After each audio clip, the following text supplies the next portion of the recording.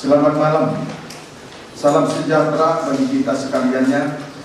Oleh karena kemurahan hati Tuhan, kita kembali diperkenankan untuk beribadah lewat ibadah raya Minggu dan disertai dengan kesaksian.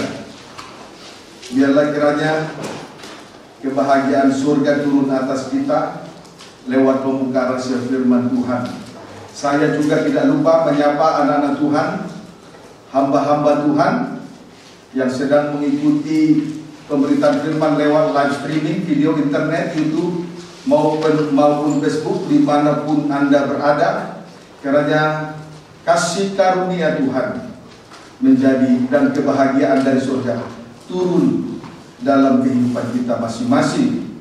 Kita kembali memperhatikan firman penggembalaan untuk ibadah raya Minggu, disertai dengan firman penggembalaan untuk ibadah raya Minggu dari kitab Wahyu pasal yang ke-9 ayat 20 sampai dengan ayat 21. Kiranya Tuhan menolong kita sekaliannya untuk supaya mendapatkan pemberkatan, mendapatkan berkat lewat pembuka rahasia firman.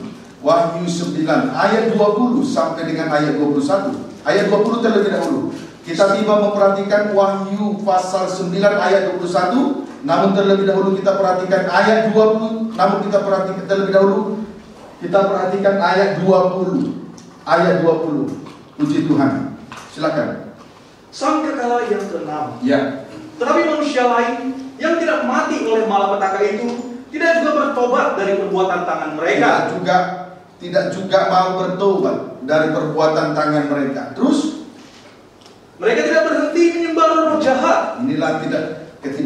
Inilah keadaan mereka yang tidak mau bertobat, tidak berhenti menyembah roh jahat. Terus dan berhala-berhala dari emas dan perak, dari tembaga, batu dan kayu, yang tidak dapat melihat atau mendengar atau berjalan. Puji Tuhan. Manusia lain yang tidak mati oleh malapetaka itu, atau sisa dari sepertiga umat manusia yang terbunuh, tidak juga bertobat.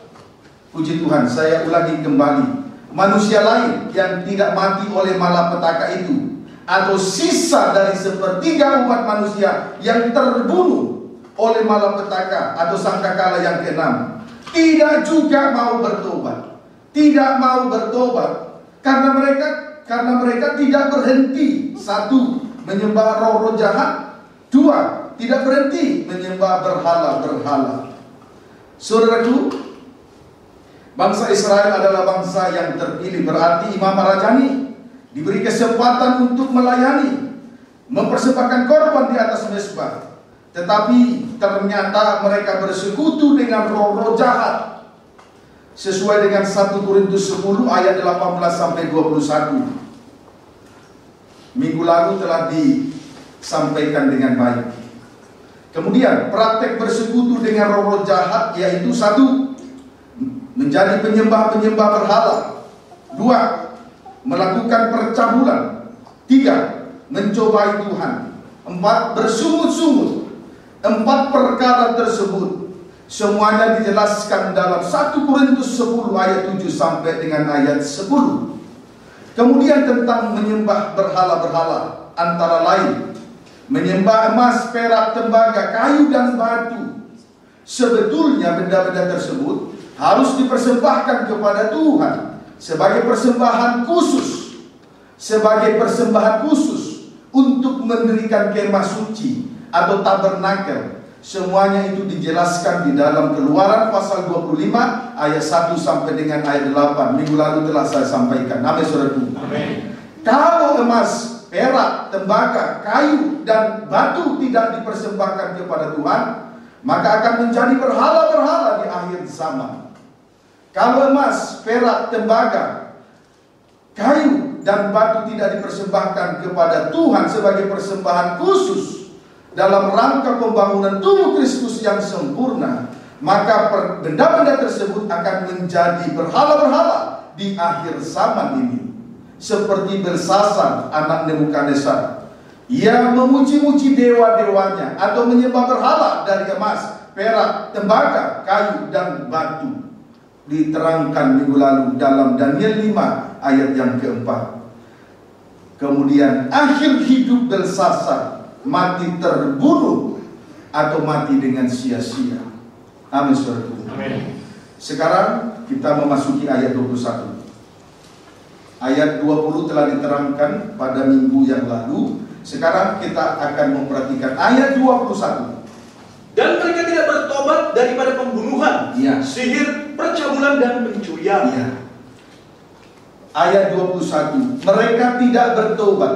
Jadi selain tidak bertobat, tidak bertobat dalam perkara yang pertama, yaitu mereka tidak berhenti menyembah roh-roh jahat, tidak berhenti menyembah berhala-berhala. Tidak bertobat dalam perkara yang kedua, yaitu tidak bertobat daripada pembunuhan, sihir, percabulan, dan pencurian. Yang kedua, mereka tidak bertobat daripada dua, pembunuhan. 1, pembunuhan. 2, sihir. 3, percabulan. 4, pencurian. Puji Tuhan. Sekarang kita akan memperhatikan keterangan pembunuhan. Keterangan pembunuhan. Haleluya. Amin, saudaraku. Amin. Haleluya.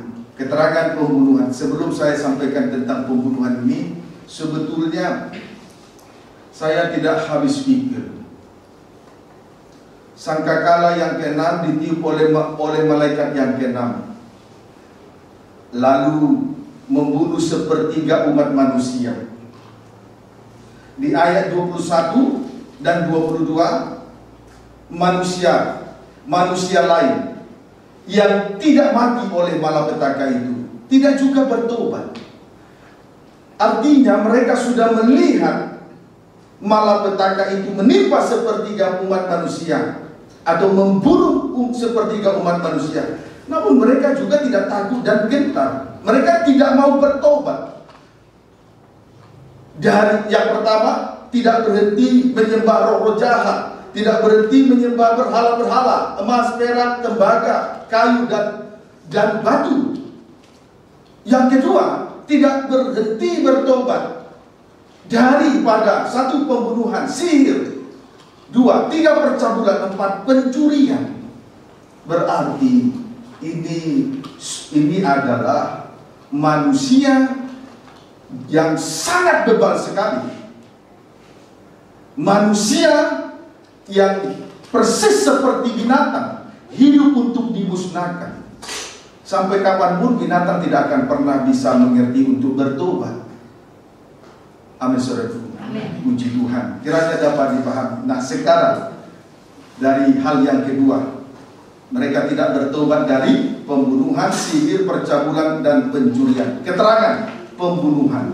Yohanes 8 ayat 44. Injil Yohanes 8 ayat 44. Silakan. Demikianlah firman Tuhan.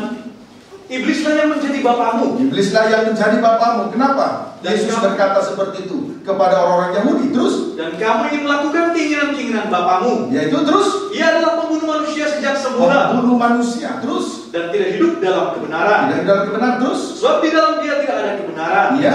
Apabila ia berkata dusta, ia berkata atas kehendaknya sendiri. Iya. Sebab ia adalah pendusta dan bapa segala dusta. Puji Tuhan.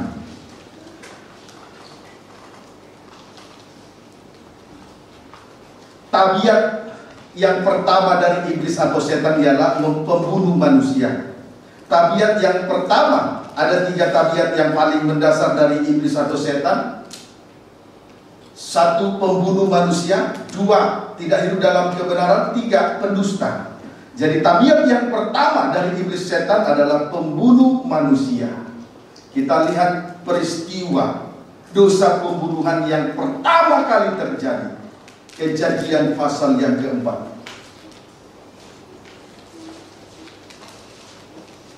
Kejadian pasal yang keempat,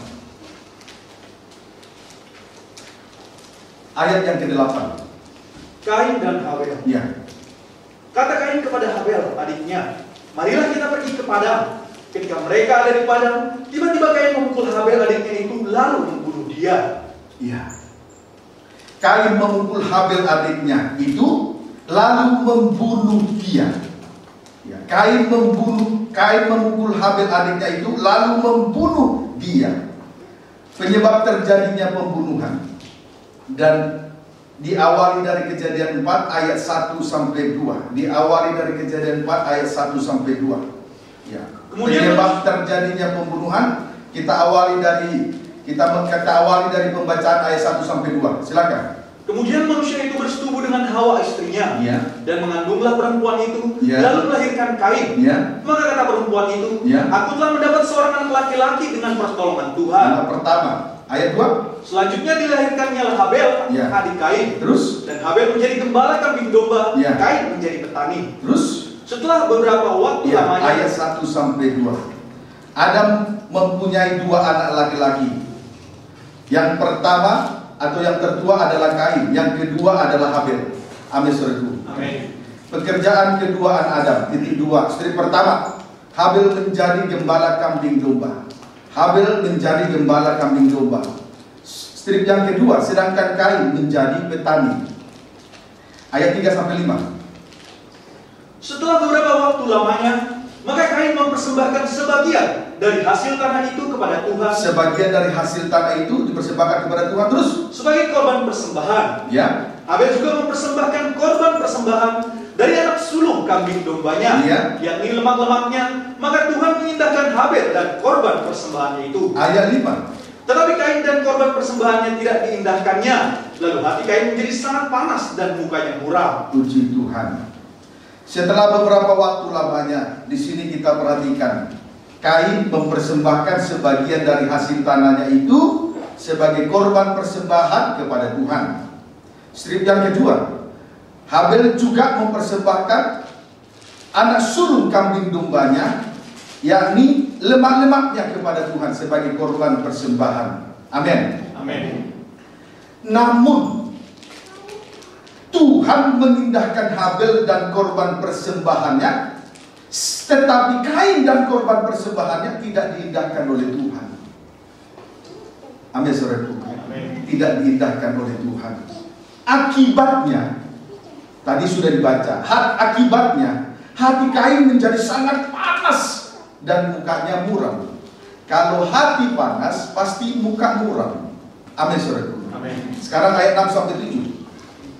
Firman Tuhan kepada Kain, mengapa hatimu panas dan mukamu muram? Terus? Apakah engkau tidak akan berseri jika engkau berbuat baik? Terus? Tetapi jika engkau tidak berbuat baik, dosa sudah mengintip di depan pintu. Dia sangat menggoda engkau, tetapi engkau harus berkuasa atasnya. Kata Kain. Terima kasih. Namun hal itu diketahui oleh Tuhan. Ketika hati Kain panas dan mukanya muram, Tuhan mengetahui hal itu. Sehingga Tuhan bertanya kepada Kain, mengapa hatimu panas dan mukamu muram? Karena Tuhan tahu hati panas dan muka muram, Tuhan bertanya kepada Kain, mengapa hatimu panas dan mukamu muram? Kemudian pertanyaan berikutnya, apakah mukamu tidak akan berseri jika engkau berbuat baik? Perlu untuk diketahui, muka akan berseri kalau ada perbuatan baik.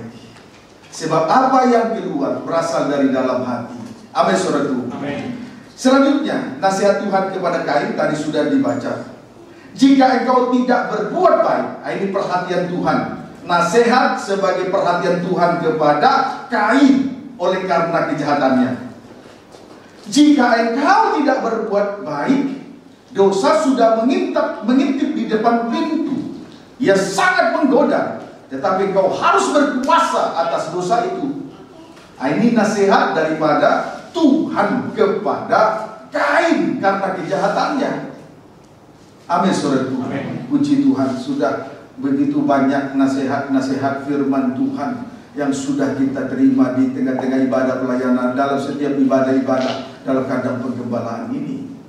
Karena begitu banyak kejahatan, begitu banyak dosa, kesalahan, pelanggaran yang telah kita perbuat. Jangan sampai nasihat firman yang sudah kita terima dalam setiap ibadah-ibadah yang kita ikuti, kita abaikan begitu saja.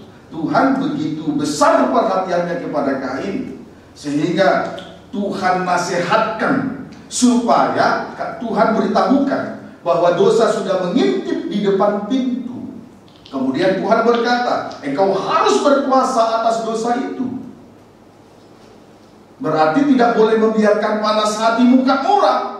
Tidak boleh dibiarkan dendam berkesumat. Amin, saudaraku. Ayat yang ke-8. Kata Kain kepada Habel, boleh baca ayat 7 sampai 8. Apakah kamu tidak akan berseri jika kau berbuat baik? Nasihat Tuhan sebagai perhatian kepada orang yang berdosa. Jika kau berbuat baik terus, tetapi jika kau tidak berbuat baik, tidak berbuat baik terus, dosa sudah mengintip depan pintu. Terus, ia sangat menggoda. Terus, kau harus berkuasa. Amin, saudaraku. Jangan biarkan dosa itu menguasai pintu hati dan pikiran. Ayat 8 tadi kita sudah dibaca. Tetapi akhirnya Kain memukul Habel adiknya itu, lalu membunuh dia. Berarti Kain menolak nasihat firman Tuhan. Menolak nasihat firman Tuhan. Ayat 9. Firman Tuhan kepada Kain. Ya. Di mana Habel adikmu itu? Bukan berarti Tuhan tidak tahu, tapi Tuhan perlu bertanya supaya ada pengakuan. Terus jawabnya, ya, aku tidak tahu. Apakah aku menjaga adikku? Nah, kemudian setelah Habel dibunuh, Tuhan bertanya kepada Kain, di mana Habel adikmu itu? Di mana Habel adikmu itu? Jawab Kain, aku tidak tahu. Tanda seru. Lanjut, apakah aku penjaga adikku? Arti rohani dari jawaban Kain tersebut, strip pertama, aku tidak tahu, menunjuk bahwa Kain adalah pendusta. Amin, saudaraku.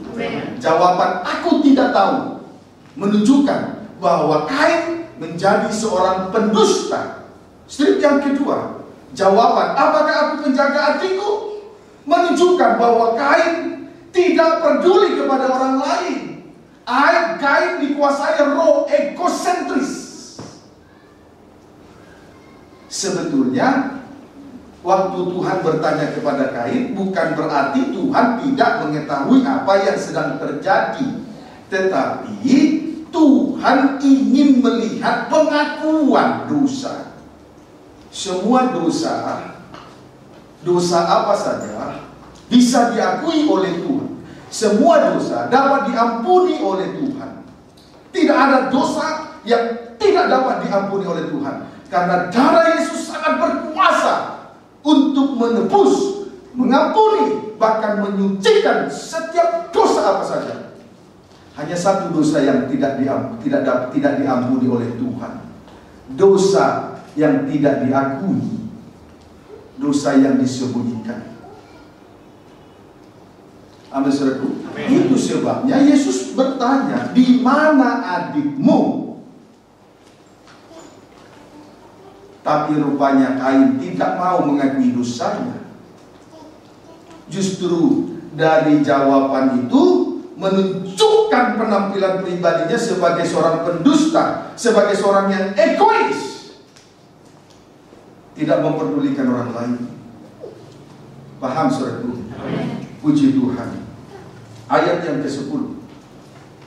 Firman-Nya, ya. Apakah yang telah kau perbuat ini? Ya. Dan adikmu itu berteriak kepadaku dari tanah. Karena Kain sudah menjadi seorang pendusta dan dikuasai roh egosentris, pendeknya tidak mau mengakui dosanya, akhirnya Tuhan menunjukkan dosanya.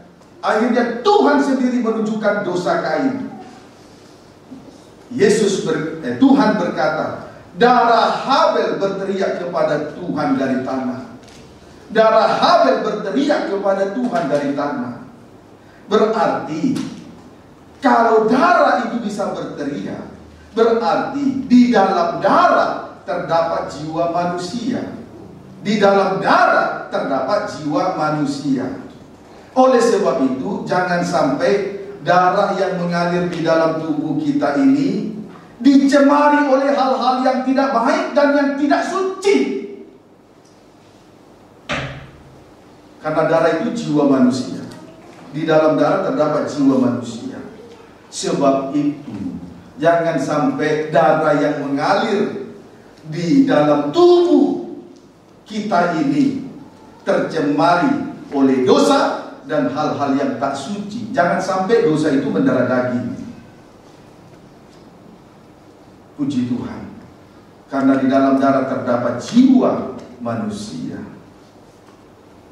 Kiranya dapat dipahami dengan baik. Amin. Amin. Ayat 11 sampai 12.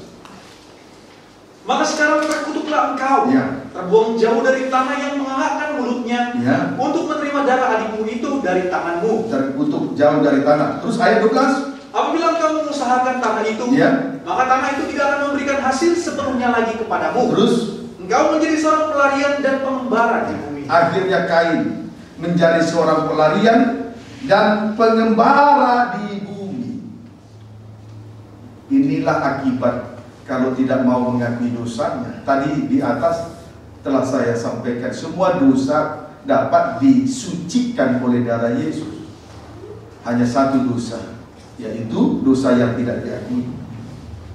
Karena Kain tidak mengakui dosanya, akibatnya Kain menjadi pelarian dan pengembara di bumi, menunjukkan bahwa Kain tidak berada pada hari perhentian.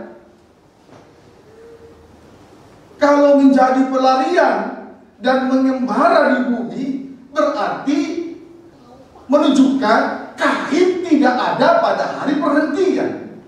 Amin, saudaraku. Tidak berada pada hari perhentian.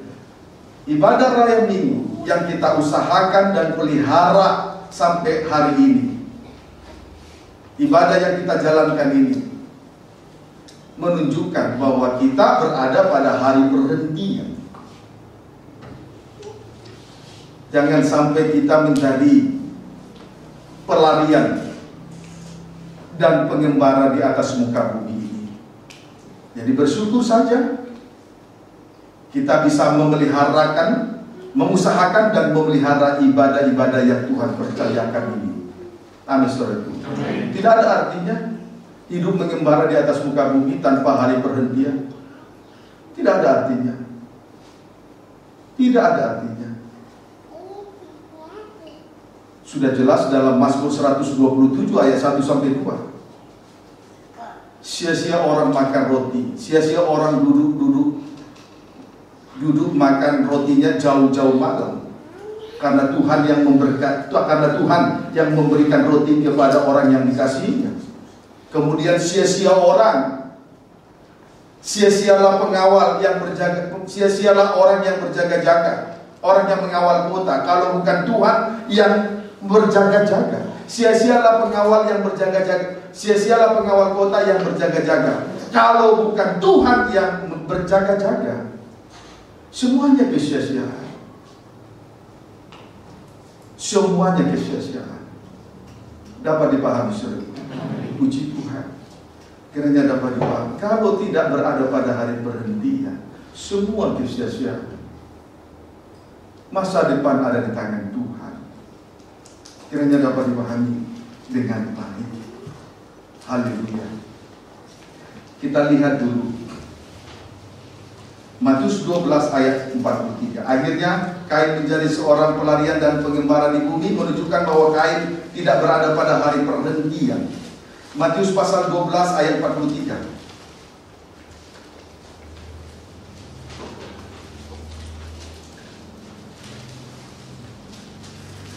Matius pasal 12 ayat 43 terlebih dahulu. Kembalinya roh jahat. Apabila roh jahat keluar dari manusia, terus ia pun mengembara terus ke tempat-tempat yang tandus, mencari perhentian, terus tetapi ia tidak mendapatnya. Iblis atau setan mengembara ke tempat-tempat yang tandus. Mengembara ke tempat-tempat yang tandus, itulah hari perhentian dari iblis atau setan. Amin, saudaraku. Mengembara ke tempat-tempat yang tandus. Jadi yang tandus itu tempat perhentian. Puji Tuhan. Tandus berarti gersang sama dengan kering-kering, tidak berbuah. Tandus berarti gersang sama dengan kering-kering, tidak berbuah. Menunjuk ranting yang tidak melekat pada pokoknya, sama seperti ranting yang tidak melekat pada pokoknya, menjadi kering dan tidak berbuah. Amin, saudaraku. Artinya tanpa persekutuan yang indah dengan Tuhan. Yesus adalah pokok anggur yang benar. Kitalah ranting-rantingnya. Ranting akan menjadi kering dan tidak berbuah kalau tidak melekat pada pokoknya. Dan kalau sudah kering, akan dikumpulkan orang dan dilemparkan dalam api. Puji Tuhan. Amin, saudaraku. Ayat 45 sampai 46. Ayat 44 ya. Ayat 44 saja. Lalu ia berkata, aku akan kembali ke rumah yang telah kutinggalkan itu. Maka pergilah ia dan mendapati rumah itu kosong, bersih tersapu dan rapi teratur. Puji Tuhan. Bukti tandus rohani. Bukti tandus rohani. Titik 2. Bersih tersapu dan rapi teratur, tetapi kosong. Itu tandus rohani. Bersih tersapu dan rapi teratur, tetapi kosong. Wahyu 11 ayat 1.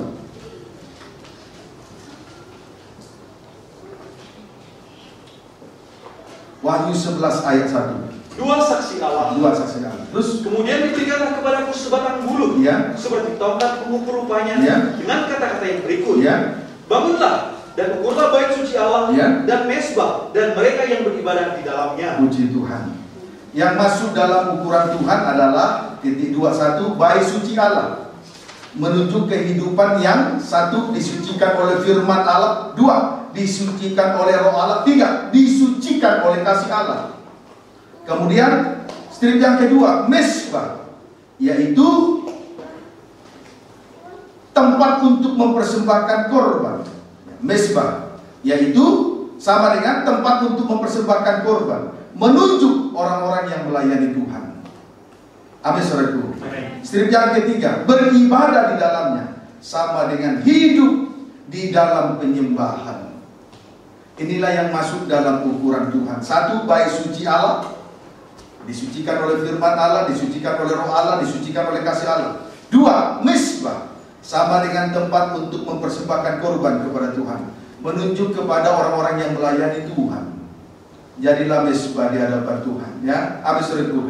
Kemudian strip yang ketiga, beribadah di dalamnya, sama dengan hidup di dalam penyembahan sepenuh kepada Tuhan. Berarti terlepas dari berhala-berhala di bumi ini. Ayat 2. Sekarang bandingkan dengan ayat 2. Tetapi kecualikan pelataran bait suci yang di sebelah luar. Janganlah engkau mengukurnya, karena ia telah diberikan kepada bangsa-bangsa lain, dan mereka akan menginjak-injak kota suci 42 bulan lamanya. Sedangkan pelataran bait suci di sebelah luar dikecualikan atau tidak masuk dalam ukuran Tuhan, sama dengan kosong. Amin, saudaraku. Akibatnya diserahkan kepada bangsa-bangsa lain, yaitu antikris, untuk diinjak-injak, persis seperti rumah yang tersapu bersih dan rapi teratur tapi kosong. Akhirnya roh itu mengajak 7 roh yang lain menguasai rumah itu. Amin, saudaraku. Yang masuk dalam ukuran Tuhan adalah bersih tersapu dan rapi teratur, dan diisi oleh 3 perkara tadi. Bait suci Allah, mesbah, kemudian yang ketiga, yang beribadah di dalamnya. Sedangkan pelataran bait suci sebelah luar memang bait suci,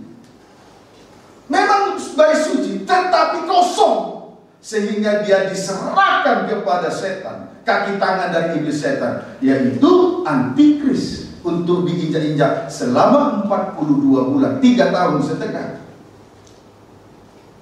Itu kosong. Dapat dipahami, saudara. Puji Tuhan. Haleluya.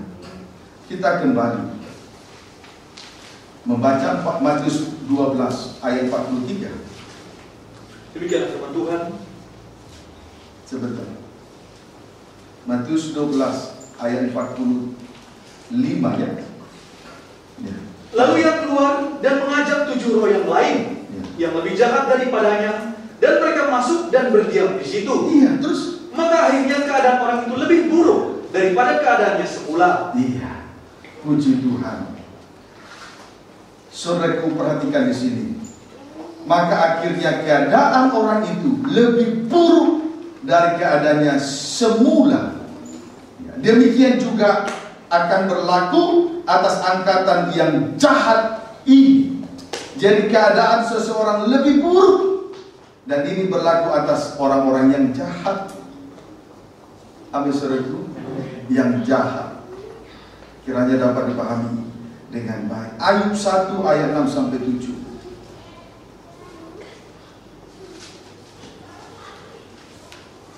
Ayub 1 ayat 6 sampai dengan ayat 7. Baca. Kesalehan Ayub dicoba. Ya. Pada suatu hari datanglah anak-anak Allah menghadap Tuhan, dan di antara mereka datanglah juga iblis. Lihat iblis. Terus? Maka bertanyalah Tuhan kepada iblis, dari mana engkau? Dari mana engkau? Terus? Lalu jawab iblis kepada Tuhan, dari perjalanan mengelilingi dan menjelajah bumi. Puji Tuhan. Pekerjaan dari iblis atau setan mengelilingi dan menjelajah. Pekerjaan dari iblis atau setan mengelilingi dan menjelajah bumi. Sama dengan tanpa hari perhentian. Tidak berada pada hari perhentian. Amin, saudaraku. Tidak berada pada hari perhentian. Puji Tuhan. Yesaya 14 ayat Yesaya 14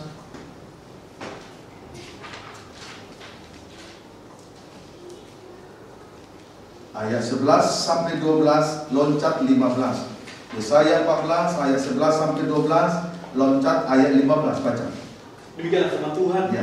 Ke dunia orang mati sudah diturunkan kemegahanmu, dan bunyi gambus-gambusmu. Bunyi gambus-gambusmu. Jadi dia pemain musik awal banyak. Terus ulat telah dibentangkan sebagai lapik tidurmu. Terus dan cacing-cacing sebagai selimutmu. Terus wah, engkau sudah jatuh dari langit. Hai bintang timur putra pajar, engkau sudah dipecahkan dan jatuh ke bumi. Hai yang mengalahkan bangsa-bangsa. Ayat 15. Sebaliknya, boleh baca dulu ayat 14 sampai 15. Aku hendak naik mengatasi ketinggian awan-awan. Aku hendak mengatasi ketinggian awan-awan. Terus hendak menyamai yang maha tinggi. Hendak menyamai yang maha tinggi. Ini dosa kesombongan dari Lucifer. Terus sebaliknya, ke dalam dunia orang mati engkau diturunkan, ke tempat yang paling dalam di liang kubur. Puji Tuhan. Saudaraku, perhatikan kalimat ini. Apa yang sudah kita baca tadi. Ke dunia orang mati sudah diturunkan kemegahanmu, dan bunyi gambus-gambusmu. Kemudian engkau sudah jatuh dari langit. Hai bintang timur putra fajar, engkau sudah dipecahkan dan jatuh ke bumi. Hai yang mengalahkan bangsa-bangsa. Ke dalam dunia orang mati engkau diturunkan, ke tempat yang paling dalam di liang kubur. Menunjukkan bahwa setan tidak mempunyai hari perhentian lagi. Awalnya memang dia berada di dalam kerajaan surga. Dia adalah seorang pemain musik yang diandalkan oleh Tuhan. Tetapi karena dosa kesombongannya, dia dilemparkan ke dalam dunia orang mati. Setan setelah malaikat yang sombong tadi, setelah jatuh dalam dosa kesombongan, dia tidak lagi memiliki, tidak berada lagi pada hari perhentian. Amin, saudaraku. Sehingga mengelilingi dan menjelajah bumi, mencari perhentian, yaitu tempat yang tandus, kering-kering rohani. Sebab tidak ada persekutuan yang indah dengan Tuhan, jauh dari Tuhan, jauh dari ibadah.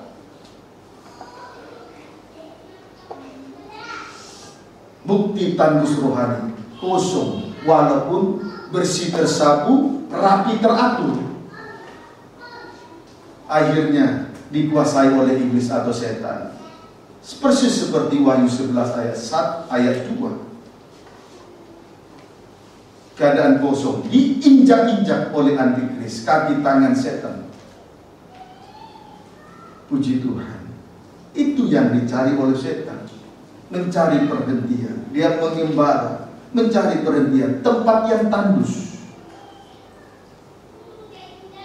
Karena dia tidak ada lagi tempat perhentian di surga. Dia sudah dilemparkan ke dunia orang mati. Padahal sebetulnya dia adalah malaikat yang paling dipercaya. Dia pemain musik, dia sanggup menghibur, menyukakan hati Tuhan. Sebab kita diciptakan untuk menyukakan hati Tuhan. Itu saja sudah titik, tidak lebih, tidak kurang. Tetapi karena dosa sombong, dia dilemparkan. Berarti tidak ada lagi tempat perhentian. Sebab itu dia menjelajah, mengelilingi bumi, mencari perhentian. Itulah kondisi rohani Kain. Karena dia tidak mau mengakui dosanya. Paham saudaraku? Puji Tuhan. Sangat mengerikan, jangan bermain-main. Apalagi yang bebal, tidak mau mengakui dosa, tidak mau berubah, selalu ingin mencemarkan dirinya dengan kejahatan, kenajisan. Hati-hati. Kalau sudah tidak ada lagi nasihat dari saya, nanti Tuhan yang memberi nasihat. Puji Tuhan. Itu sebabnya berkali-kali saya sampaikan, lebih baik saya memberi nasihat, jangan Tuhan. Berisiko tinggi.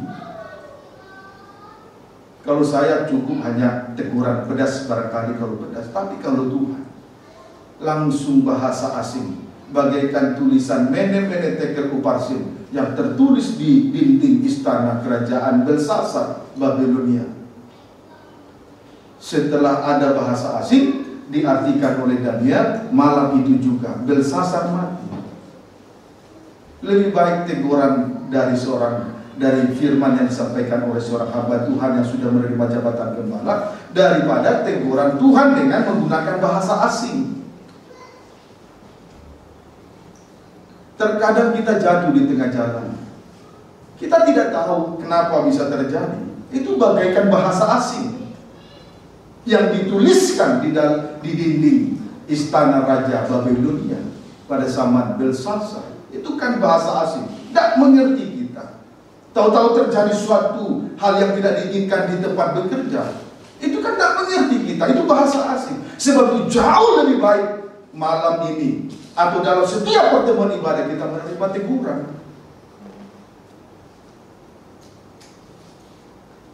Amin, saudaraku. Jangan keras hati. Kiranya dapat dipahami dengan baik. 1 Petrus 5 ayat 8.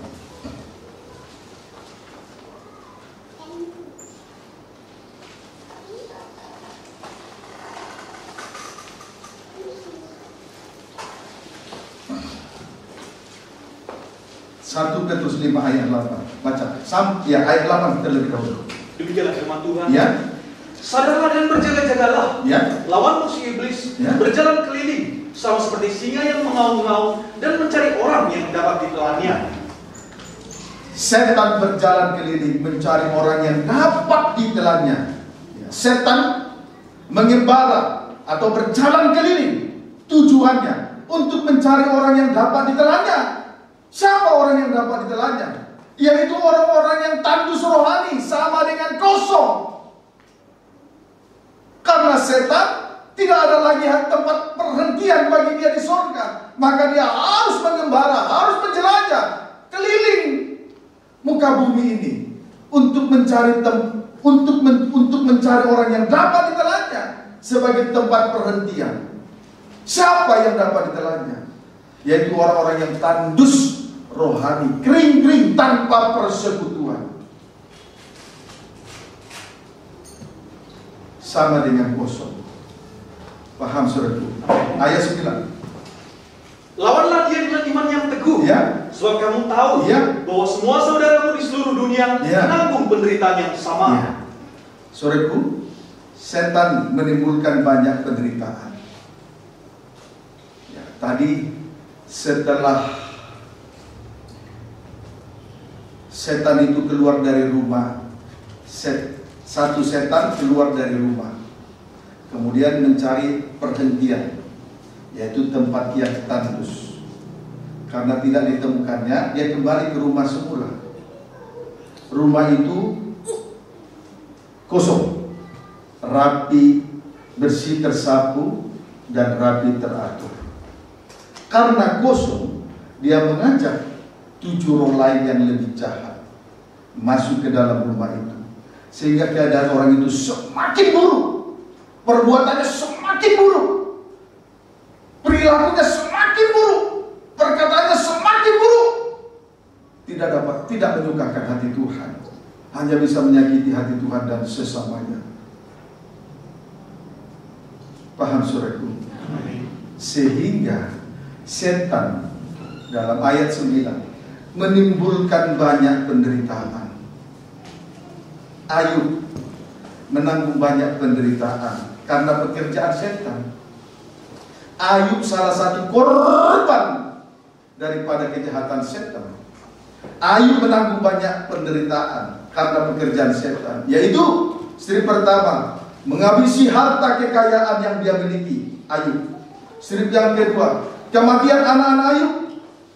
Strip yang ketiga, menimbulkan penyakit terhadap Ayub, yakni bara yang berbau busuk dari batok kepala sampai kepada ujung kakinya. Strip yang keempat, istri Ayub tidak memandang kepada salib Kristus. Betapa hebatnya penderitaan yang ditanggung oleh Ayub. Baca kembali ayat 9. Lawanlah dia dengan iman yang teguh, sebab kamu tahu bahwa semua saudaramu di seluruh dunia menanggung penderitaan yang sama. Menanggung banyak penderitaan. Pekerjaan setan menimbulkan banyak penderitaan. Lawanlah itu dengan iman yang teguh. Puji Tuhan. Amin saudara. Amin. Tolong ayat ini diperhatikan sungguh-sungguh. Karena jelas di sini semua saudaramu di seluruh dunia menanggung penderitaan yang sama. Saudara seiman, dimulai dari kandang penggembalaan, di luar kandang penggembalaan, dimulai dari orang yang di sekitar, di kandang penggembalaan, bahkan orang Kristen di luar kandang penggembalaan, banyak menanggung penderitaan. Karena itulah pekerjaan iblis setan. Saya itu perhatikan sungguh-sungguh ini. Jangan biasakan lagi orang lain menanggung banyak penderitaan karena ulah kita.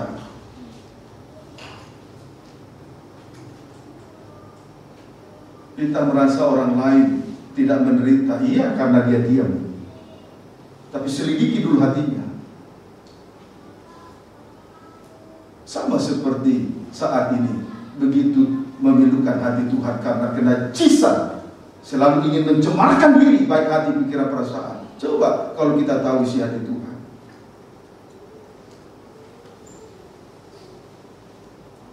Paham saudaraku? Perhatikan ayat ini sungguh-sungguh. Apakah engkau membiarkan saudara-saudara seiman menanggung penderitaan karena ingin mencemarkan diri dalam kenajisan, kejahatan dalam hati, pikiran, perasaan, tubuh, jiwa, roh? Sadarlah. Ayat 8, sadarlah. Ayat 9, lawanlah iblis. Amin saudara. Puji Tuhan. Kiranya dapat dipahami, sungguh-sungguh dipahami,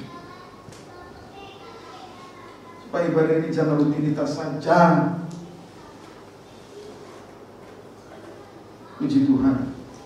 Kembali kita memperhatikan Kain.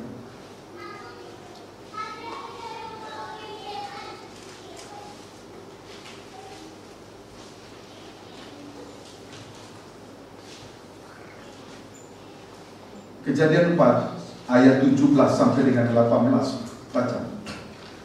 Keturunan Kain, Set dan Enos. Kain bersetubuh dengan istrinya dan mengandunglah perempuan itu, lalu melahirkan Henok. Henok itu anak yang pertama, anak daripada Kain. Terus kemudian Kain mendirikan suatu kota, dan dinamainya kota itu Henok menurut nama anaknya. Ya. Bagi Henok lahirlah Irad. Irad cucu Kain. Terus? Dan Irad itu memperanakan Mehuyael, cicit. Terus? Dan Mehuyael memperanakan Metusael. Terus? Dan Metusael memperanakan Lamek. Lamek keturunan yang kelima dari Kain. Terus? Lamek mengambil istri 2 orang. Sudah sampai 18? Sudah. Baik. Sekarang terlebih dahulu kita perhatikan daftar keturunan Kain. 1. Henok melahirkan Irad. Berarti 2 Irad ya. Henok melahirkan Irad.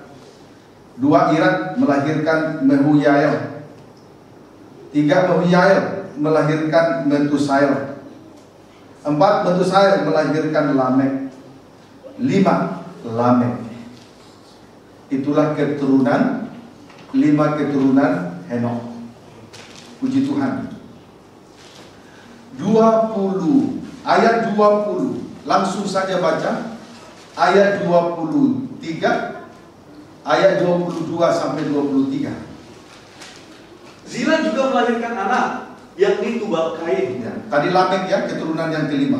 Terus bapak semua tukang tembaga dan tukang besi. Ya. Adik perempuan Tubal Kain ialah Naamah. 23 langsung saja ya. Berkatalah Lamek kepada kedua istrinya itu. Berkatalah Lamek, keturunan yang kelima tadi ya, kepada kedua istrinya, Ada dan Zila. Terus Ada dan Zila, dengarkanlah suaraku. Ya. Hai istri-istri Lamek, Ya. pasanglah telingamu kepada perkataanku ini. Ya. Aku telah membunuh seorang laki-laki karena ia melukai aku. Ya. Membunuh seorang muda karena ia memukul aku sampai bengkak. Terima kasih. Ayat 23 menceritakan tentang keturunan yang terakhir dari Kain, yaitu Lamek, juga seorang pembunuh.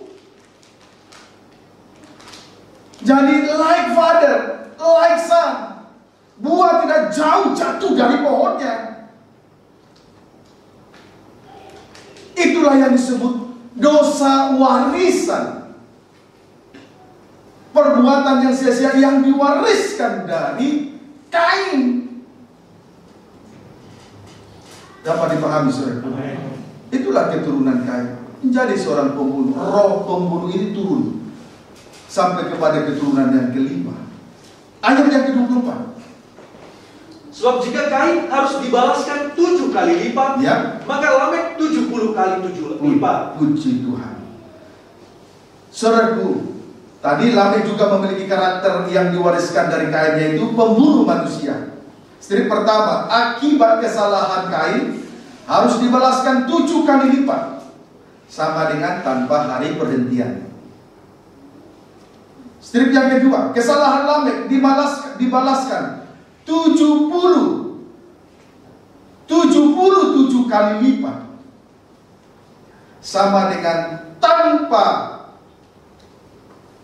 pembebasan, tanpa hari pembebasan. Itu arti 77 kali lipat.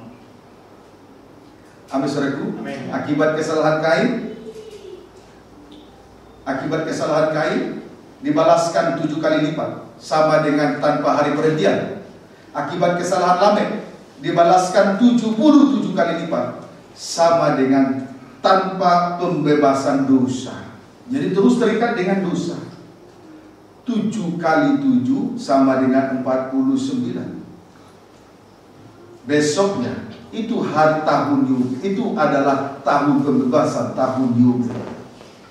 Jadi 50 tahun itu adalah tahun Yubel, tahun pembebasan. Tetapi untuk Lamek dibalaskan 77 kali lipat. Berarti tanpa tahun pembebasan, terikat terus dengan dosa. Puji Tuhan. Jadi sangat mengerikan sekali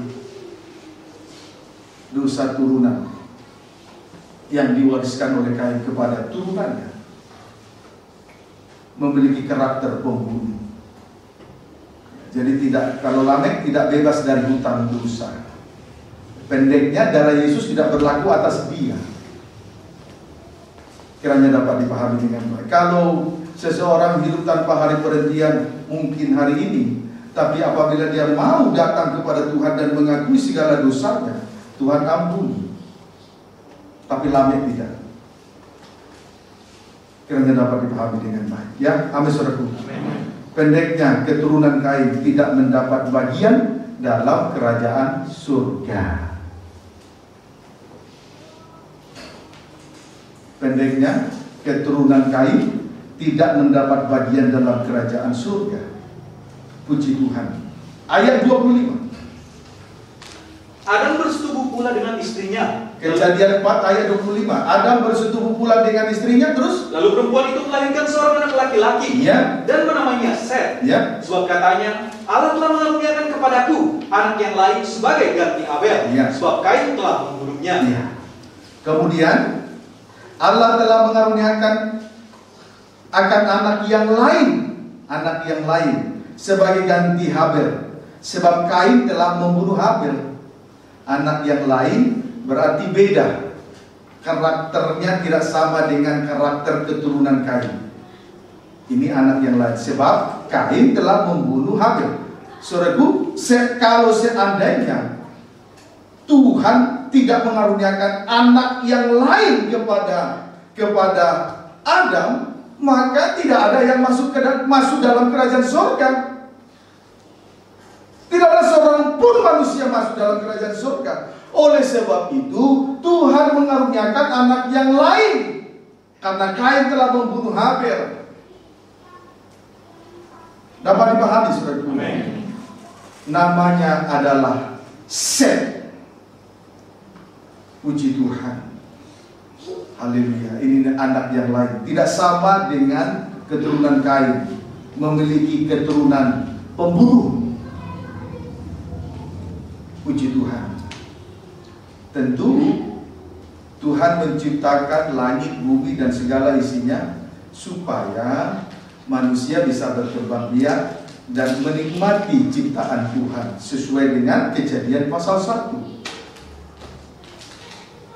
Berkembang biaklah, penuhilah bumi. Lah kalau misalnya tidak ada lagi keturunan yang lain, bagaimana bisa menikmati suasana surga? Dapat dipahami, saudaraku. Ayat 26. Lahirlah seorang anak laki-laki bagi Set juga, dan anak itu dinamai Enos. Waktu itulah orang mulai memanggil nama Tuhan. Kemudian bagi Set lahirlah anak laki-laki bagi dia, diberi nama Enos. Dari sejak Enos, orang mulai memanggil nama Tuhan. Tidak lagi memanggil nama yang lain. Berarti terlepas dari berhala-berhala. Sejak dari Enos, orang memanggil nama Tuhan. Tidak lagi memanggil nama asing atau ilah lain.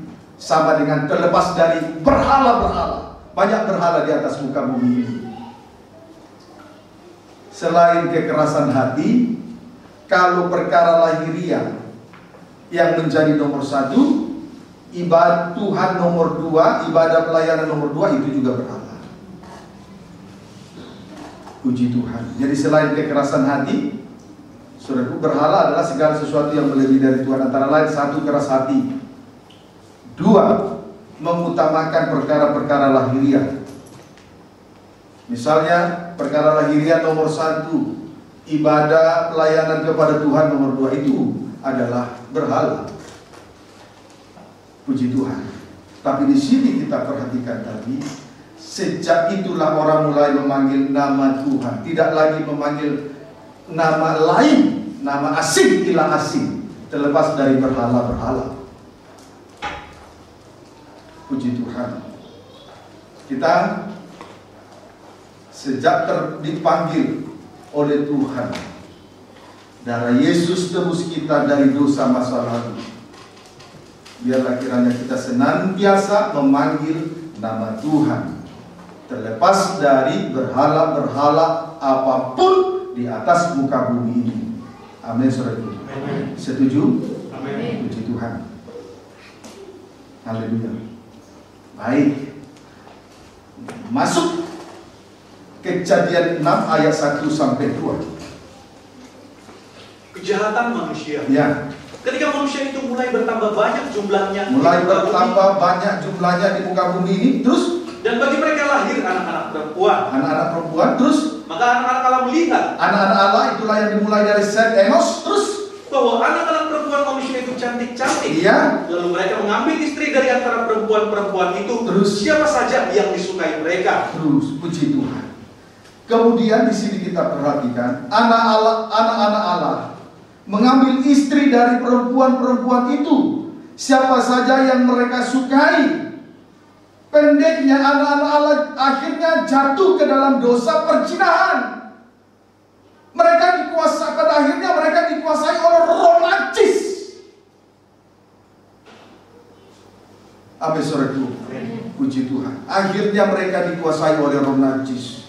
Akibatnya ayat 3. Sangat disayangkan ya. Saudaraku, Tuhan telah memberikan Tuhan memberikan keturunan yang lain kepada Adam karena Kain membunuh Habel.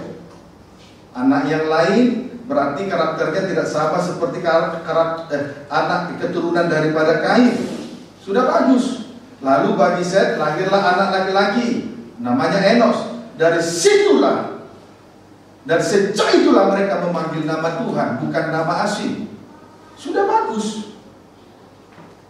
Tetapi sayangnya setelah bertambah, anak-anak Allah semakin bertambah-tambah, akhirnya jatuh dalam dosa kenajisan, jatuh dalam dosa perzinahan karena dikuasai roh najis. Sangat disayangkan. Memang rencana daripada iblis atau setan dari sejak semula adalah karena sesuai dengan karakternya, pembunuh manusia dari sejak semula. Memang itu rencana setan, berusaha menggagalkan rencana Allah dari sejak semula. Tadi iblis atau setan memerintahkan roh jahat sehingga terjadi pembunuhan, dimulai dari Kain sampai kepada keturunan yang selanjutnya, kelima, Lamek. Tapi bukan hanya memerintahkan roh jahat, setan bukan hanya memerintahkan roh jahat, juga setan memerintahkan roh najis, terkhusus kepada anak-anak Allah. Memang biasanya itu terjadi waktu zaman bangsa Israel diperbudak di Mesir. Mereka diperbudak oleh, itu gambaran dari di mana dosa memperbudak, di mana kejahatan memperbudak manusia. Setelah dilepaskan dari dosa masa lalu, kejahatan kemudian dibawa masuk ke dalam tanah Kanaan. Tetapi setelah mereka tiba di Kanaan dengan satu tujuan untuk beribadah dan melayani, justru di tengah-tengah ibadah dan pelayanan itu terjadi dosa kenajisan. Dosa masa lalu dikuasai roh jahat, dosa masa depan roh najis berusaha merintangi rencana Tuhan. Memang biasanya begitu. Karena pekerjaan dari roh jahat ketika memperbudak manusia, seperti bangsa Israel diperbudak di Mesir, supaya menjadi liar jauh dari ibadah dan pelayanan. Sedangkan pekerjaan daripada roh najis adalah untuk menghambat pembangunan tubuh Kristus. Setan paling tidak suka melihat rencana Allah, yaitu membawa gereja Tuhan masuk dalam pembentukan tubuh Kristus yang sempurna menjadi mempelai wanita Tuhan. Setan tidak suka itu.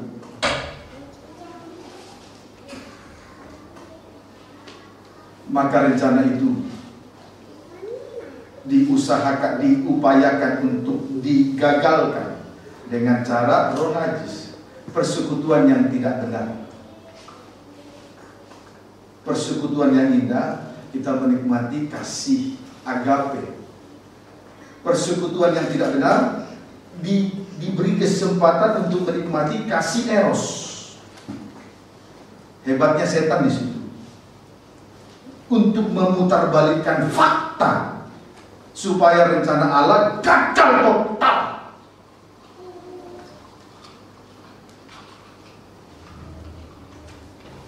Puji Tuhan. Dapat dimengerti? Haleluya. Baik. Sekarang kita lihat akibat dosa kenajisan. Ayat 3. Berfirmanlah Tuhan. Ya. Rohku tidak akan selama-lamanya tinggal di dalam manusia, ya. Karena manusia itu adalah daging. Terus, tetapi umurnya akan 120 tahun saja. Ya. Akibat jatuh dalam dosa kenajisan. 1, Tuhan mengambil Roh Kudus dari manusia. 2, umur manusia menjadi 120 tahun saja. Ini akibat yang sangat merugikan. Kerugian ini sangat fatal. Ini bukan kerugian biasa, ini kerugian yang sangat fatal. Jadi betul bahwa setan dengan cara itu berusaha untuk menggagalkan rencana Allah ini. Puji Tuhan. Kerugian apabila Roh Allah diambil dari antara manusia.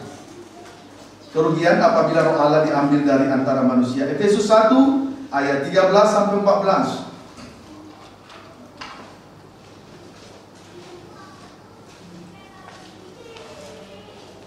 Efesus 1 ayat 13 sampai 14, baca.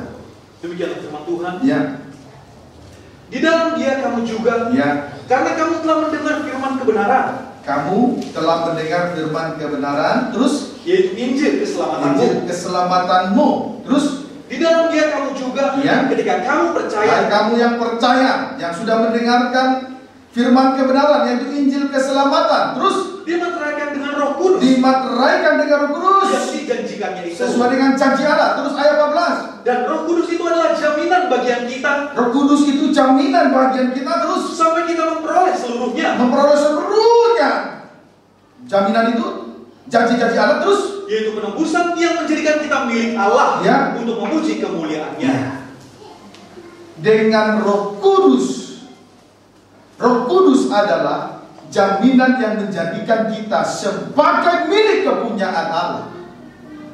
Roh Kudus adalah jaminan yang menjadikan kita sebagai milik kepunyaan Allah. Jadi fungsi Roh Kudus itu ya, amin saudaraku. Jadi sekali lagi, Roh Kudus adalah jaminan yang menjadikan kita sebagai milik kepunyaan Allah. Jadi milik kepunyaan Allah, meterainya, jaminannya, tandanya adalah Roh Kudus. Tandanya adalah Roh Kudus. Itu jaminannya. Amin saudaraku. Meterai milik kepunyaan Allah adalah Roh Kudus. Itu jaminannya, itu tandanya. Jadi kalau Roh Kudus itu diambil dari antara manusia, berarti dia bukan lagi milik kepunyaan Allah. Maka hati-hati imam-imam yang sudah melayani Tuhan. Jangan melayani dengan daging. Konsentrasi supaya jangan salah dalam melayani Tuhan.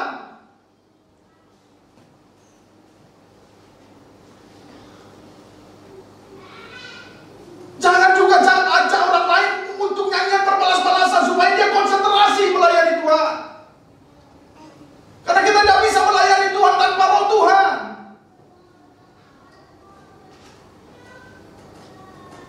Sadar, lawan.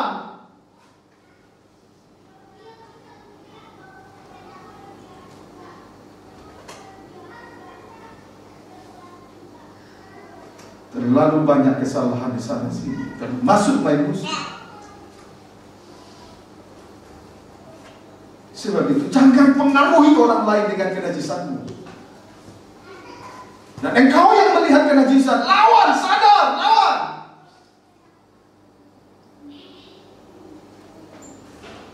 Entah beribu kali, entah berapa ribu kali saya ucapkan kata-kata yang sama. Kenapa terus terucap? Karena tentu Tuhan melihat kondisi rohani kita semua. Dapat dipahami. Kerugian ini fatal, sangat fatal. Fungsi Roh Kudus tadi, boleh baca 14. Dan Roh Kudus itu adalah jaminan bagian kita sampai kita memperoleh seluruhnya, yaitu penebusan yang menjadikan kita kita milik Allah untuk memuji kemuliaan-Nya. Fungsi Roh Kudus untuk memuji kemuliaan Allah. Tanpa Roh Kudus kita tidak bisa berbuat, tidak dapat melayani Tuhan, tidak dapat tidak dapat memuji kemuliaan Allah. Dapat dipahami, saudara? Puji Tuhan. Kita melayani Tuhan bukan karena gagah hebat dan kuat, bukan karena keperkasaan, namun oleh Tuhan. Zerubabel, dia sanggup mendirikan bait Allah setelah dia kembali dari pembuangan. Ada Roh Tuhan yang memberi kemampuan kepada dia bersama dengan Imam Besar Yosua. Walaupun pada saat itu Imam Besar Yosua berdiri di hadapan malaikat Tuhan dengan mengenakan pakaian kotor, tapi oleh kemurahan Tuhan dia dipercaya untuk melayani Tuhan. Akhirnya gunung yang besar di hadapan Zerubabel semua rata. Dan Zerubabel juga mengawali pembangunan itu dengan dasar yang teguh. Itulah korban Kristus. Akhirnya pembangunan di Yerusalem, bait Allah yang di Yerusalem selesai. Dapat dipahami, saudara. Puji Tuhan. Haleluya. Efesus 4 ayat 30. Demikianlah firman Tuhan. Ya. Dan janganlah kamu mendukakan Roh Kudus Allah yang telah memeteraikan kamu menjelang hari penyelamatan. Jangan mendukakan Roh Kudus Allah, mengingat hari-hari ini adalah hari-hari terakhir, di mana kedatangan Tuhan sudah tidak lama lagi. Tadi yang menjadi tanda milik kepunyaan Allah, meterai dari milik kepunyaan Allah adalah Roh Kudus. Sebab itu jangan mendukakan Roh Kudus Allah. Sebab hari-hari ini adalah hari-hari terakhir, di mana kedatangan Tuhan sudah tidak lama lagi. Memanfaatkan kesempatan ini untuk kita boleh mendapatkan, untuk kita boleh menerima, untuk kita boleh diperlukan Roh Kudus sebagai meterai dari milik kepunyaan Allah, jaminan dari semua yang sudah dijanjikannya. Jangan dukakan Roh Kudus, apalagi menjelang kedatangan Tuhan di hari-hari terakhir. Jangan, ya. Apa dulu? Kapan Roh Kudus berduka? Saat mengalami kematian rohani.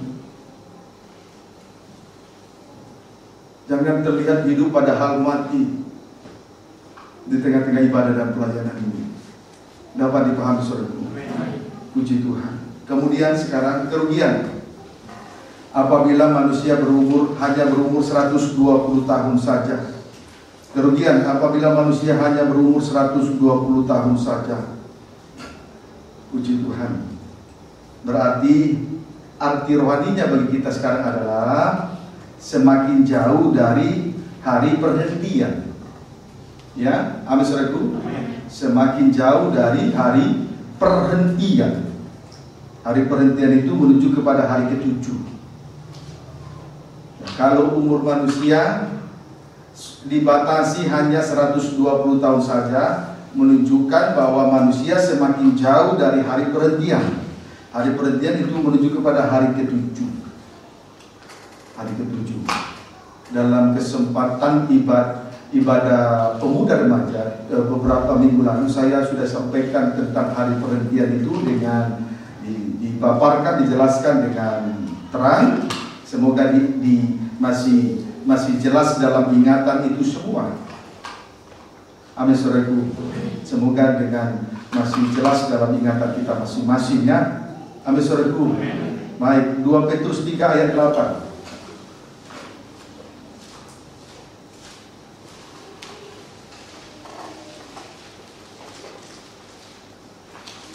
2 Petrus 3 ayat 8. Demikianlah firman Tuhan. Boleh. Ya, ayat 8. Hari Tuhan. Sampai 9 pun boleh. Akan tetapi saudara-saudaraku yang kekasih, ya, Yang satu ini tidak boleh kamu lupakan. Apa itu? Yaitu bahwa di hadapan Tuhan, ya, satu hari sama seperti 1000 tahun, ya, dan 1000 tahun sama seperti satu hari. Perhatikan, tidak boleh dilupakan, yaitu di hadapan Tuhan satu hari sama dengan 1000 tahun, dan 1000 tahun sama seperti satu hari. Ini tidak boleh dilupakan. Di hadapan Tuhan satu hari sama seperti 1000 tahun. Sebaliknya, 1000 tahun sama seperti satu hari. Ayat 9. Tuhan tidak lalai menepati janjinya, ya, sekalipun ada orang yang menganggapnya sebagai kelalaian, ya, tetapi Ia sabar terhadap kamu, ya, karena Ia menghendaki supaya jangan ada yang binasa, melainkan supaya semua orang berbalik dan bertobat. Puji Tuhan. Saudaraku, hari ke-7 atau hari sama dengan hari perhentian itu menuju kepada 1000 tahun kerajaan damai. Itu hari ke-7. Itulah hari perhentian. Jadi yang satu itu tidak boleh dilupakan. 1000 tahun sama di hadapan Tuhan, 1000 tahun sama dengan satu hari. Sebaliknya, satu hari sama seperti 1000 tahun. Kerajaan 1000 tahun damai itu adalah hari ke-7. Itu adalah hari perhentian. Dapat dipahami, saudara? Berarti kalau 120 tahun, berarti 120 tahun untuk sampai kepada 1000 tahun, itu sangat jauh sekali jaraknya. Artinya sangat jauh dari hari perhentian, sangat jauh dari surga. Itulah posisi manusia pada saat itu.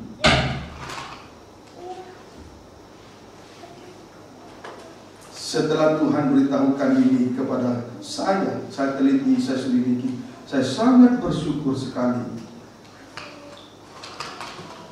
Puji Tuhan. Haleluya. Jadi 1120, jarak 120 untuk sampai kepada 1000 tahun terlalu jauh. Terlalu jauh. Puji Tuhan. Dapat dipahami. Dan itu harus disadari, saudara. Manusia sekarang ini sudah terlalu jauh dari Tuhan, jauh dari hari perhentian, jauh dari ibadah pelayanan. Terlalu banyak dosa kejahatan, banyak dosa kenajisan. Hanya menginginkan pencemaran dirinya, tak menginginkan Tuhan hadir dalam hidupnya, tak mengharapkan kasih yang sempurna, yang mempersatukan dan menyempurnakan. Padahal kasih itu juga adalah hari perhentian. Dapat dipahami. Puji Tuhan. Haleluya. Sekarang bandingkan umur manusia sebelum jatuh ke dalam dosa kenajisan. Bandingkan umur manusia sebelum anak-anak Allah jatuh dalam dosa kenajisan. Kejadian 5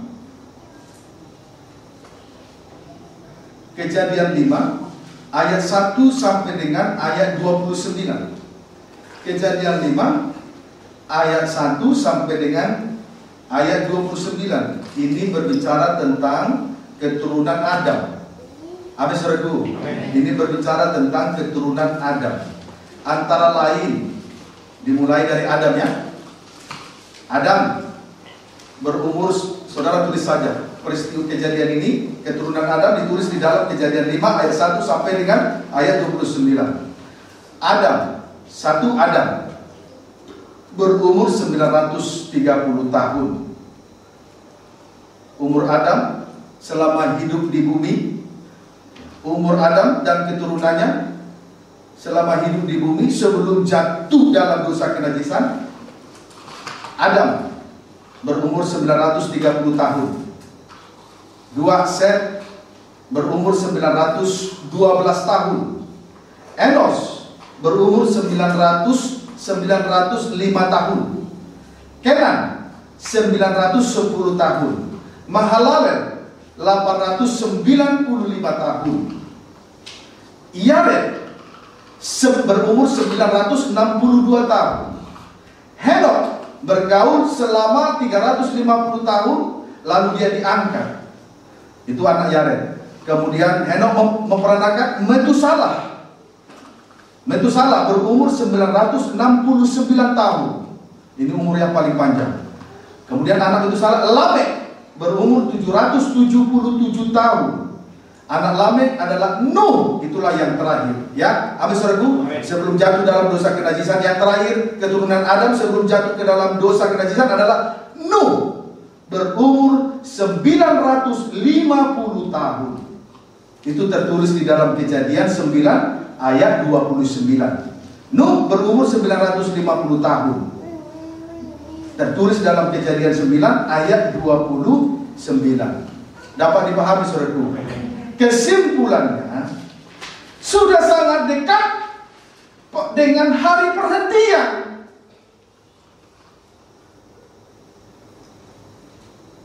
Jadi keturunan Adam sampai ke Nuh itu dekat dengan 1000 tahun. Dekat dengan hari perhentian.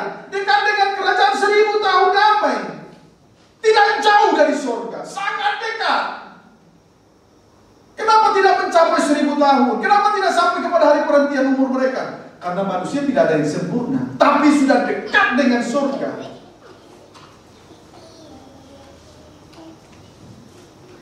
Oh, terima kasih Tuhan. Terima kasih. Kau beri pengertian yang dalam bagi kami.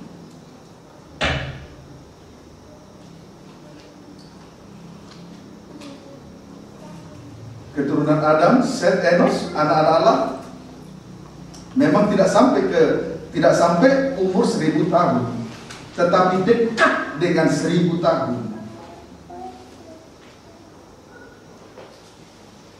Barulah setelah anak-anak Allah jatuh dalam dosa kenajisan, selain roh Tuhan diambil, umur mereka hanya 120 tahun saja. Berarti sangat jauh dari Tuhan, jauh dari surga. Dapat dipahami, dapat dimengerti sungguh-sungguh. Puji Tuhan. Perhatikan ini, jangan bodoh, jangan pertahankan kebodohan, jangan inginkan sesuatu yang tidak baik. Tidak ada artinya itu. Merusak hidupmu, merusak pekerjaan Tuhan, pembangunan tubuh terhambat. Padahal itu hanya dalam imajinasi pikiran yang bodoh, dan artinya.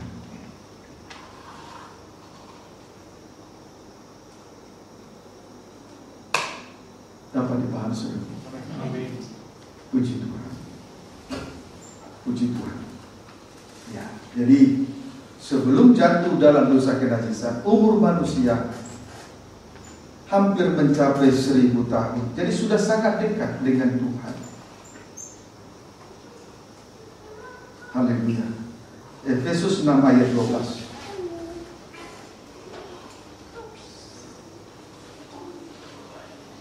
Efesus 6 ayat 12.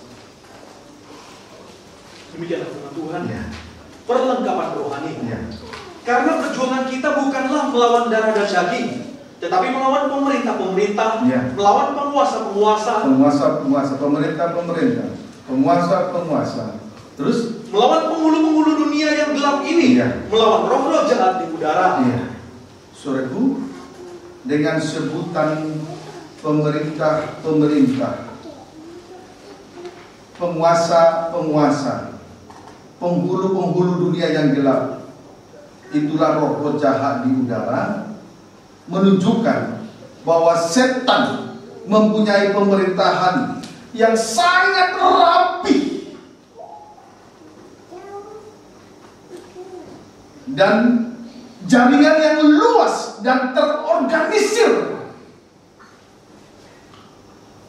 untuk mengadakan demonstrasi menyerang manusia.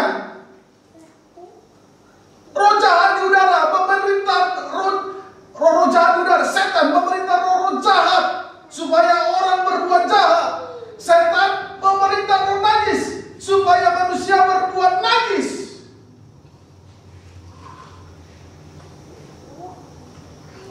Pemerintahannya itu sangat rapi.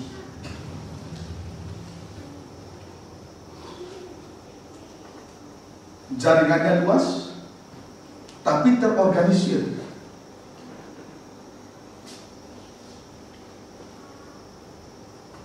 Puji Tuhan.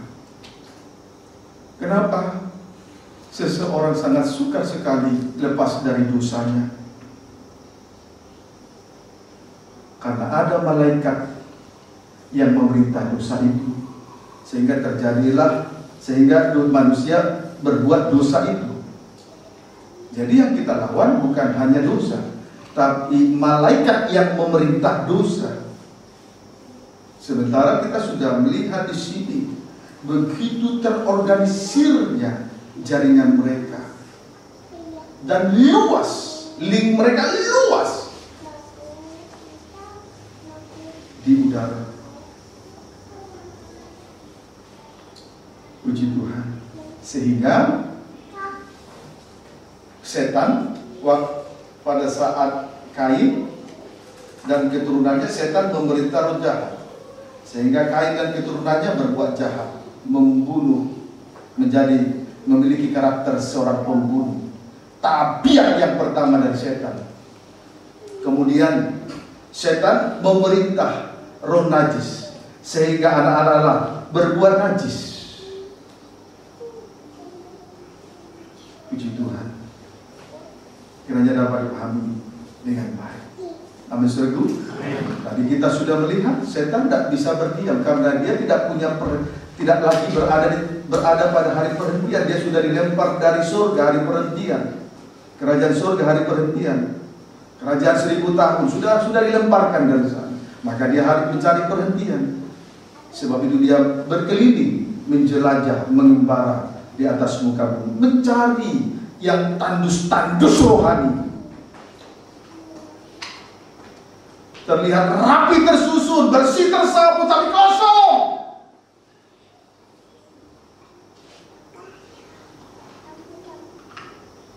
Puji Tuhan. Kiranya dapat dipahami dengan baik. Amin, saudaraku. Amin.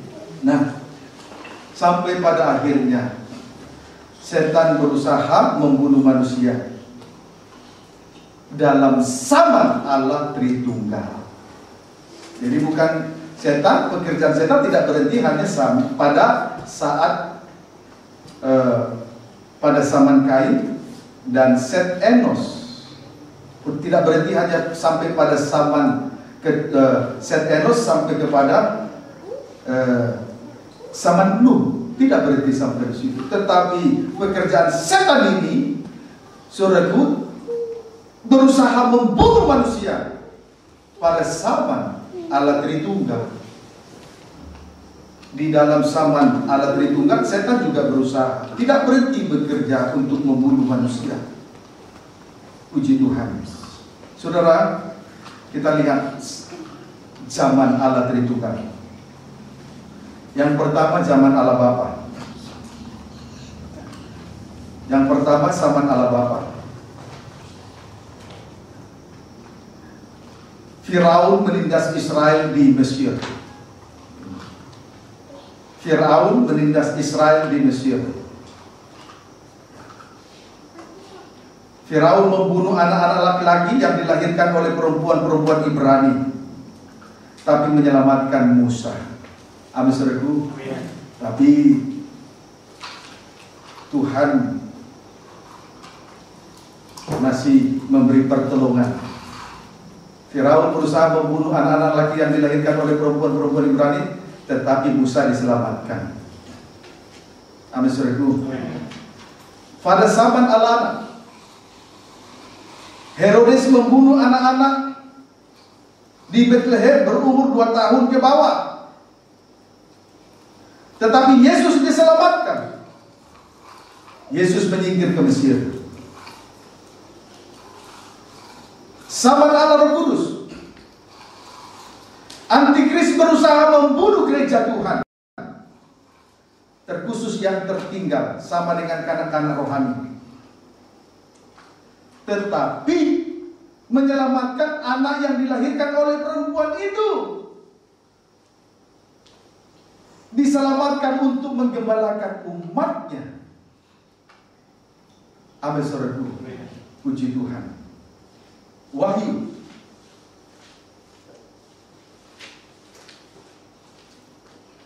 pasal 12.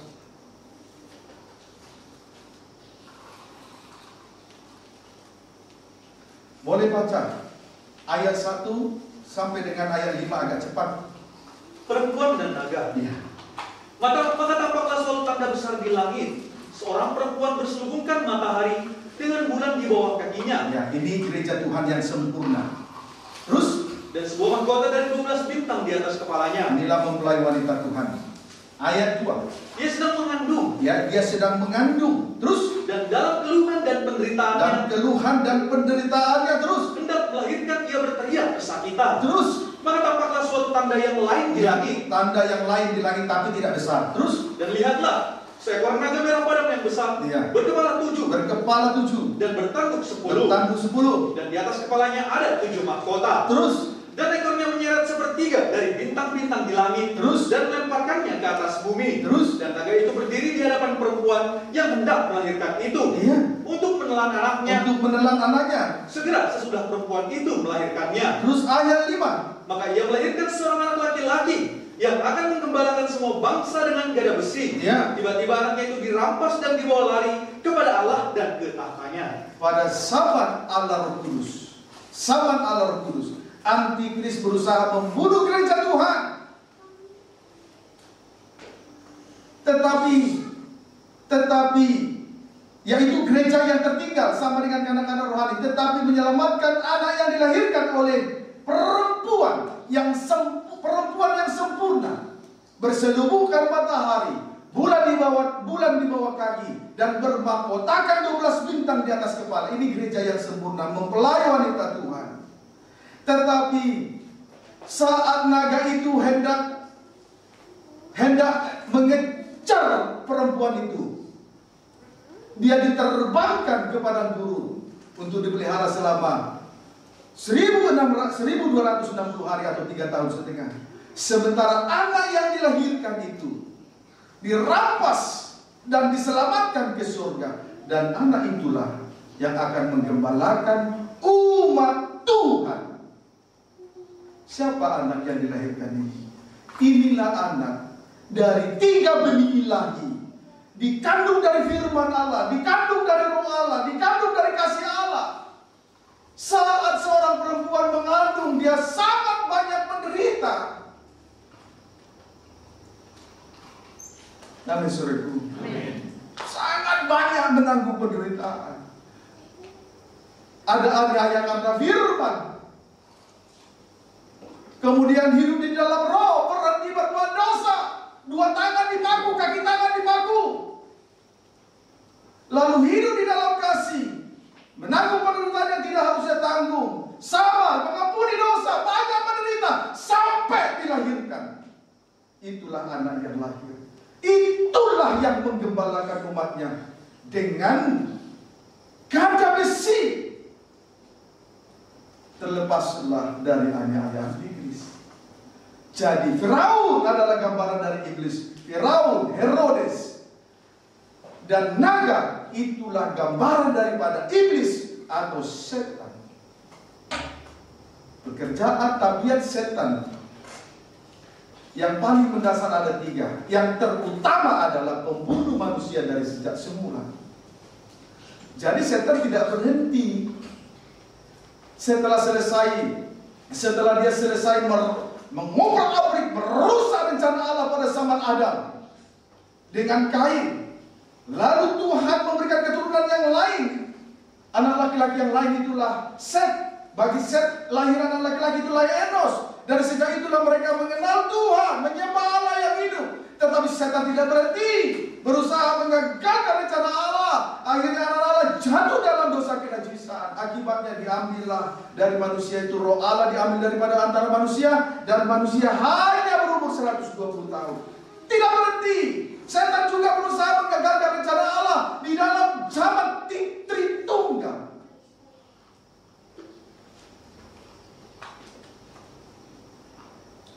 Puji Tuhan. Jadi jangan heran kenapa sangat sukar lepas dari dosa. Ya karena itu.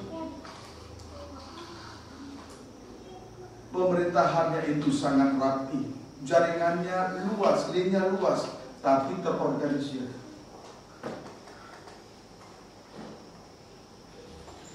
Dapat dipahami.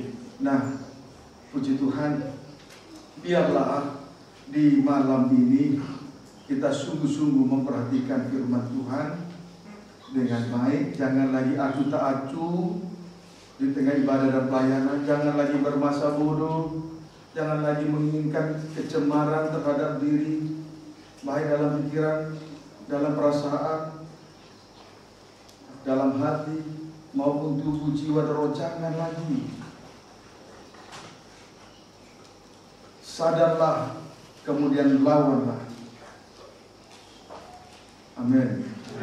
Setuju ya? Amin. Puji Tuhan. Setuju ya? Amin. Harus setuju.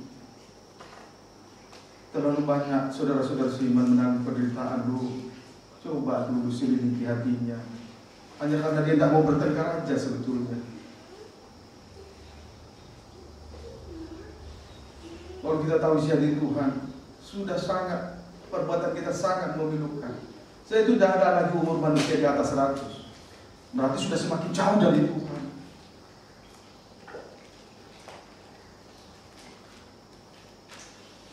Sadarlah, saya mohonnya, sadarlah. Lawan iblisnya, amin saudaraku. Bukan karena orang lain diam, karena kesalahan kita diam, orang bukan, sebetulnya dia mau, tapi karena Tuhan dia diam. Tapi hatinya hancur loh, ingat itu.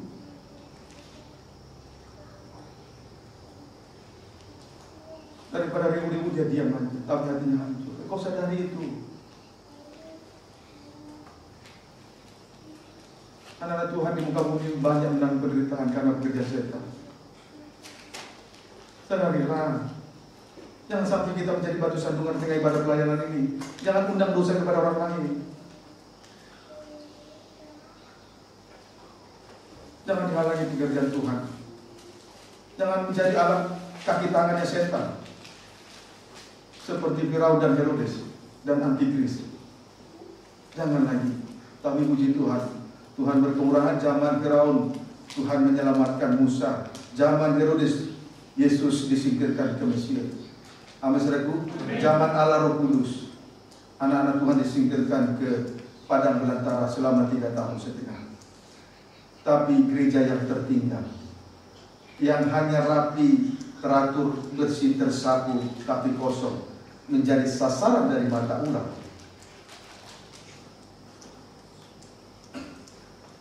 Kiranya dapat dipahami dengan baik. Sekarang jalan keluarnya.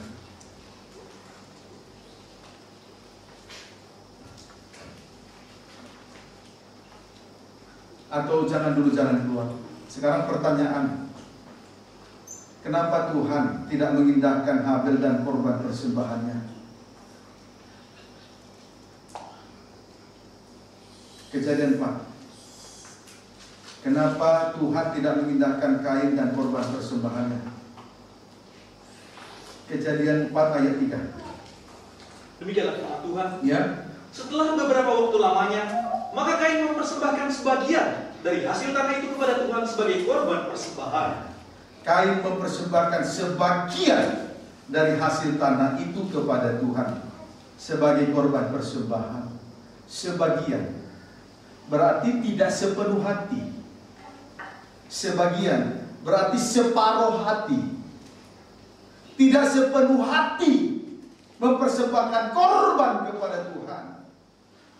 Tidak segenap hati mengasihi Tuhan, tidak segenap hati, tidak segenap jiwa, tidak segenap akal budi dan kekuatan mengasihi Tuhan. Di dalam Roma pasal 12 ayat 1, persembahkanlah tubuhmu sebagai persembahan yang hidup, kudus dan berkenan kepada Tuhan. Itulah ibadah yang sejati. Tapi di sini kita melihat Kain hanya mempersembahkan sebagian dari hasil pertaniannya, hasil tanahnya. Separuh hati mengasihi Tuhan, separuh hati lagi mengasihi yang lain. Berarti kalau hanya separuh, sebagian, Kain mempersembahkan sebagian dari hasil tanah itu kepada Tuhan, berarti separuh hati mengasihi Tuhan. Lalu separuh hati lagi kemana? Ya kepada yang lain-lain.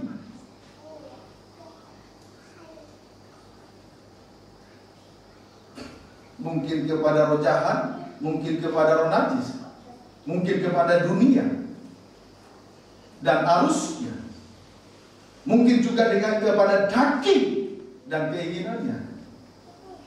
Itu yang Tuhan tidak mau. Kalau separuh hati melayani Tuhan, di situ banyak perzinahan. Kalau sepenuh hati, berarti tidak ada perzinahan. Tapi kalau sepenuh hati tidak ada perzinahan. Kalau separuh hati, di situ banyak menduakan hati Tuhan.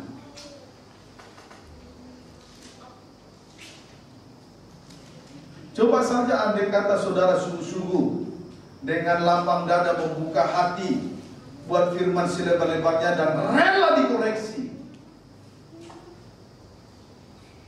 maka ke depan orang itu akan sepenuh hati mengasihi Tuhan.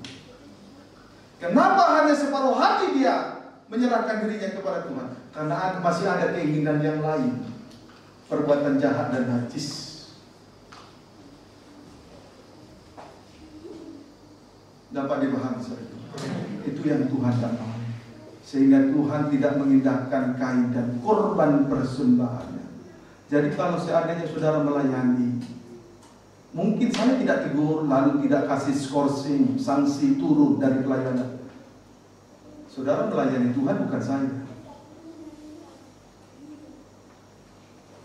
Berarti saudara sudah tahu seperti apa persembahan saudara kepada Tuhan.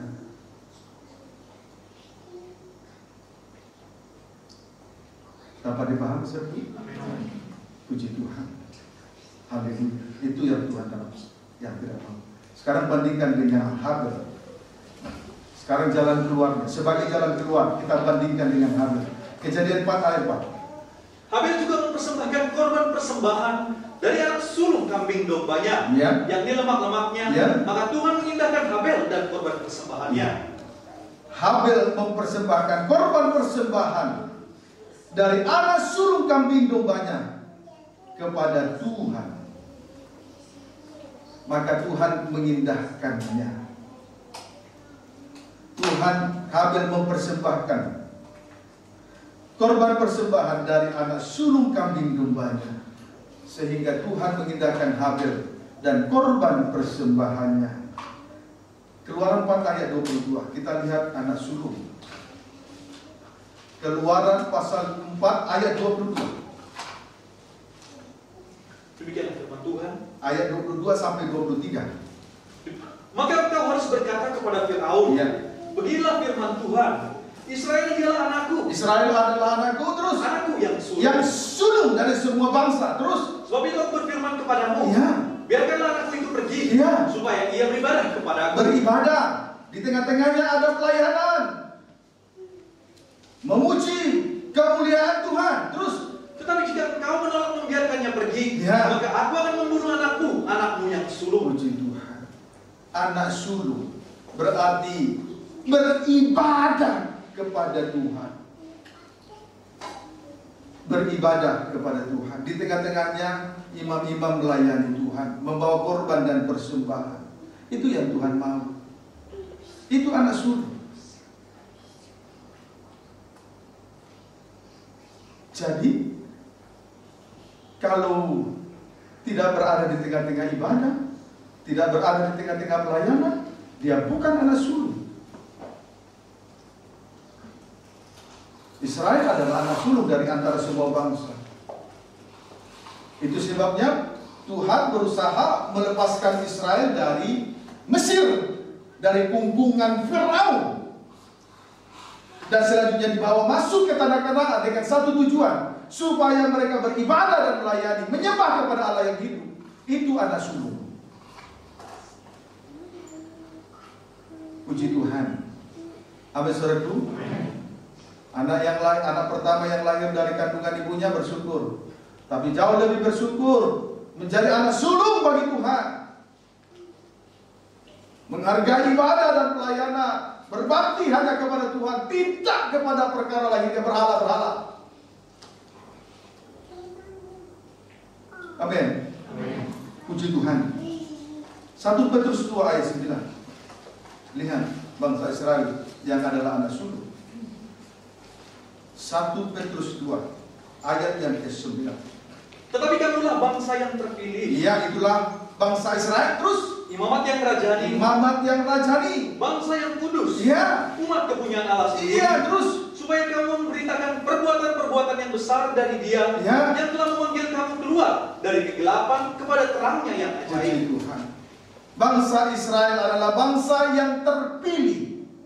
Artinya imamat rajani, beribadah melayani Tuhan.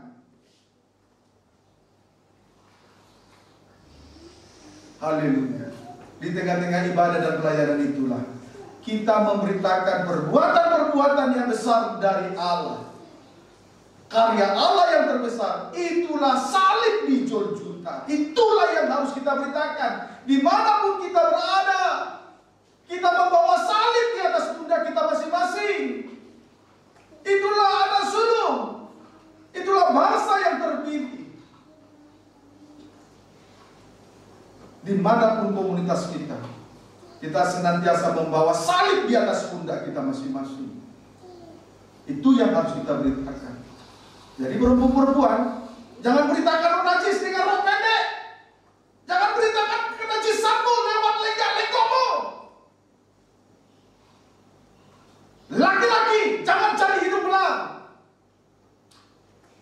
Beritakan salib dimanapun kita berada. Itu anak sulung.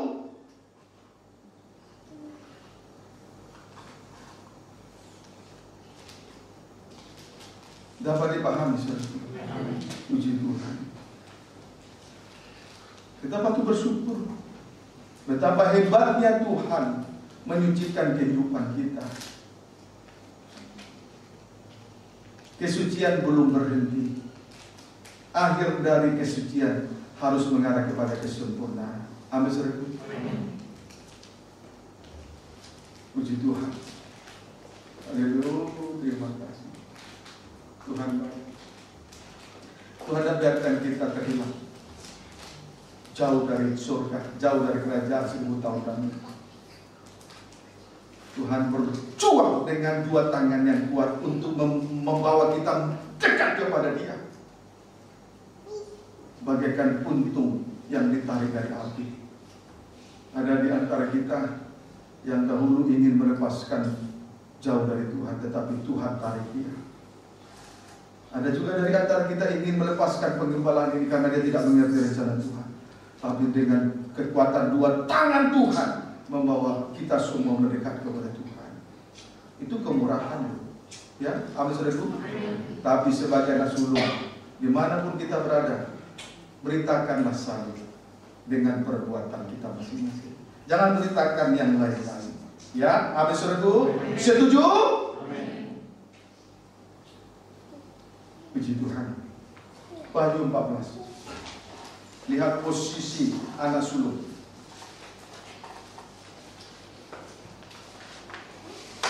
Ayat 1. Kita tidak perlu terlalu dalam, sedikit kisi-kisi saja. Wahyu 14 ayat 1. Anak domba dan pengikutnya yang ditebusnya. Ya. Dan aku melihat sesungguhnya, ya, anak domba berdiri di bukit Sion. Anak domba berdiri di bukit Sion. Siapa lagi? Terus. Dan bersama-sama dengan dia, ya, 144.000 orang. Ya. Dan di dahi mereka tertulis namanya dan nama bapaknya. Iya. Anak domba berdiri di bukit Sion dan bersama-sama dengan dia 144.000 orang, dan di dahi mereka tertulis namanya dan nama bapaknya. Inilah anak sulung. Di dahi mereka 144.000 itu adalah anak sulung. Mereka berdiri di bukit Sion, menunjukkan bahwa mereka menjadi mempelai wanita Tuhan. Tapi jangan salah, di dahi mereka tertulis namanya dan nama bapaknya. Di dalam seluruh alam pemikiran ini hanya ada Tuhan dan kasih-Nya lewat salibnya. Dan itu terlihat keadaan orang seperti ini di dalam kitab Yesaya pasal yang ke-9 ayat yang ke-4 dan 5. Di dahi mereka tertulis huruf T, di dahi orang-orang yang menanggung penderitaan, dituliskan huruf T. Ayat terakhir, Wahyu pasal 7.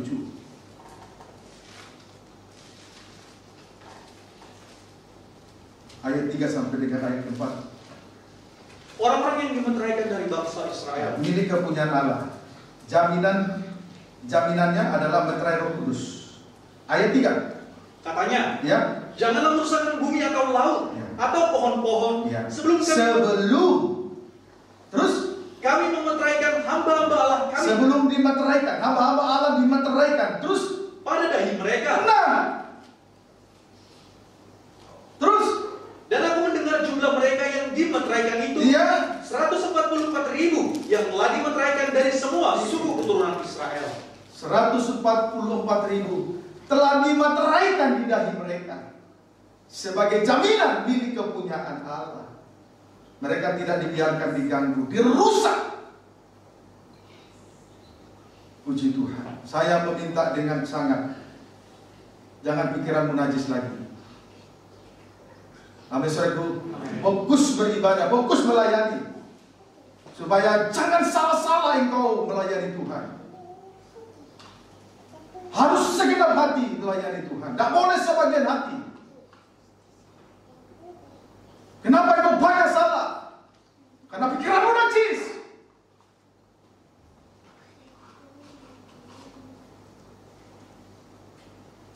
Kalau roh najis menggoda, lihat huruf T di dahi. Di seluruh alam pemikiran ini hanya ada Tuhan dan kasih-Nya, tidak ada yang lain. Beritakan salib dimanapun berada. Amin, saudaraku. Yang perempuan jangan lenggong-lenggong memberitakan kenajisan. Laki-laki jangan mencari hidup belah.